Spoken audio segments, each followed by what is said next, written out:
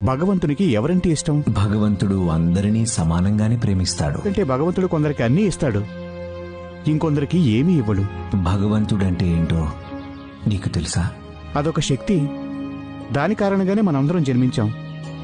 ఆ శక్తిలో ఏ దోషము లేదు. ఇలా మనం దేవునిలోని దోషాలను వెతుకుతూ ఉంటే అప్పుడు మనం ఈశ్వరుడి యొక్క పరిభాషను నిరాకరించినట్టే. అవునా కాదా? నమ్మకం ఎప్పుడైనా పూర్తిగా ఉండాలి, లేదా అస్సలు కూడా ఉండకూడదు. నీవు ఏం కోల్పోయావు, ఏం పొందావు, ఇంకొకరికి నీకు దక్కంది ఏం లభించిందని నువ్విలాంటి విషయాల మీద ఈశ్వరుణ్ణి తూకం వేసి చూస్తే అప్పుడది ఖచ్చితంగా స్వార్థమే అవుతుంది. అది ఒప్పందం అవుతుంది. దానికంటే నువ్వు దేవుణ్ణి నమ్మకపోవడమే మంచిది. భగవంతునికి ఎవరంటే ఇష్టం? ఈశ్వరుడికి మనం చెప్పుకున్న మాటలన్నీ వినపడతాయా అన్నాడు ఒక ఆయన.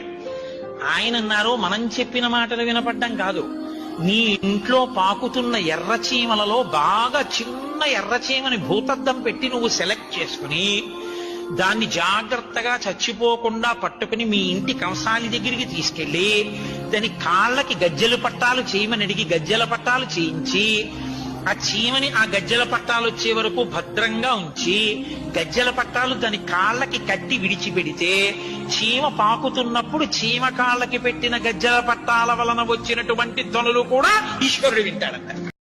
ఈశ్వరుడికి మనం